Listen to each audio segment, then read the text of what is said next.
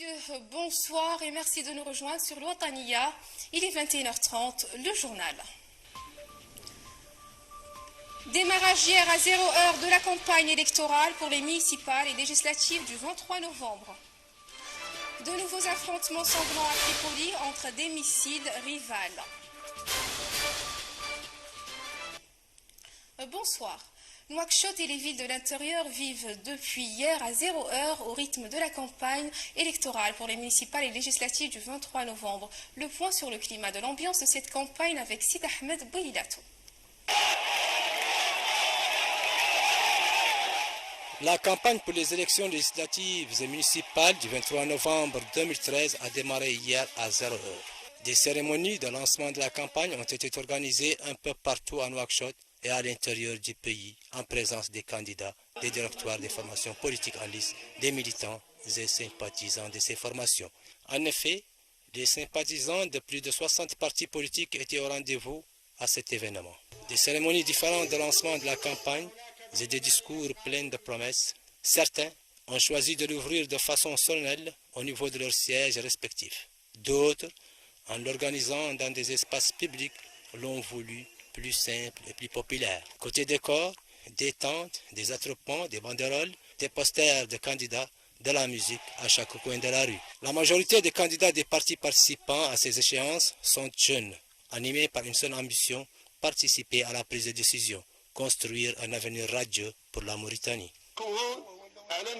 Nous nous engageons à travailler sur tous les fronts pour améliorer la vie de tout un chacun.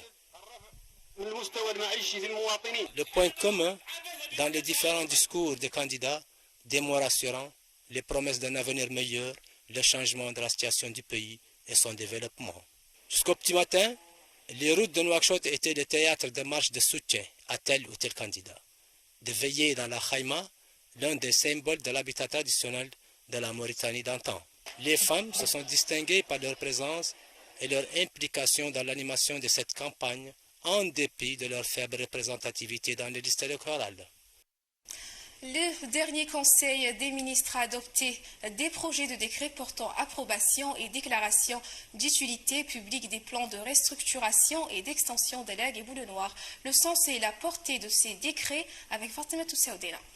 Des projets de décret ont été adoptés. Ces projets de décret s'inscrivent dans le cadre du programme visant à doter ces villes de l'intérieur d'un aménagement urbain cohérent répondant aux normes établies. Les lotissements entrepris comptent 3309 lots à usage d'habitat au niveau de la ville d'Alleg et 2710 lots au niveau de celle de Boule-Noire. Il comporte également les réserves nécessaires pour l'ensemble des bâtiments à usage commercial, les équipements collectifs et les bâtiments administratifs. Actualité internationale à présent, au terme d'un long et douloureux conflit, mais aussi d'affrontements sanglants, le Congo, le M23, accepte de signer un accord de paix mettant fin aux hostilités. Pour plus de détails, nous retrouvons une fois votre Sardena.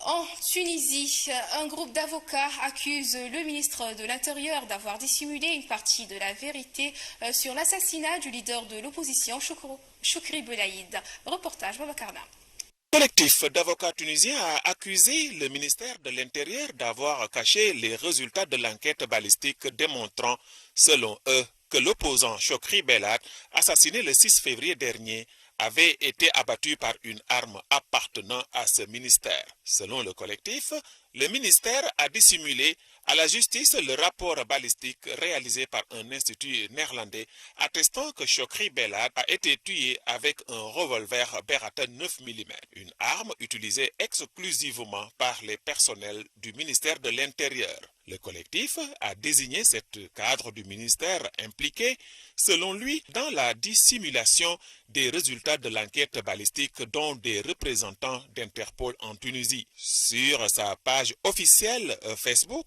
le ministère de l'Intérieur a rejeté ces accusations dénonçant une campagne de dénigrement méthodique et ciblée à l'égard de l'institution sécuritaire. Le ministère de l'Intérieur assure que les unités de la police et de la garde nationale ne possèdent pas le type d'armes mentionné dans le rapport néerlandais. Le reste de l'actualité internationale en bref et en images avec Fofana Issa. Et 12 blessés à Tripoli suite à des affrontements entre des miliciens rivaux.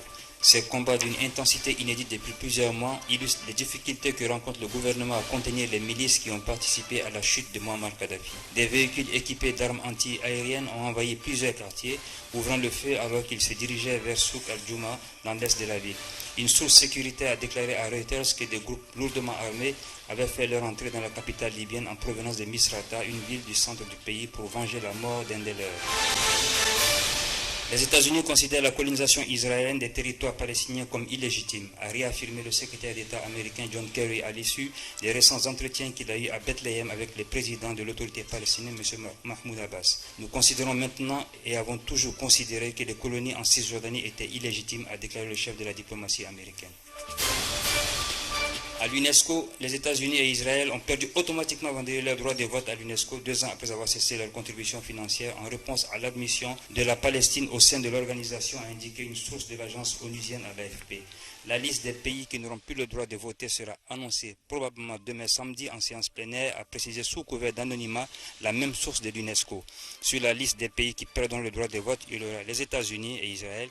Ni l'un ni l'autre n'ont présenté la documentation nécessaire ce matin pour éviter de perdre le droit de vote, a-t-elle ajouté en référence à l'absence d'engagement des États-Unis et d'Israël à reprendre leur contribution financière. Ces deux pays ont cessé de payer après l'admission le 31 octobre 2011 de la Palestine comme 195e membre de l'Organisation des Nations Unies pour l'éducation, la science et la culture. Ainsi s'achève notre journal. Le rappel des titres. Démarrage hier à 0h de la campagne électorale pour les municipales et législatives du 23 novembre.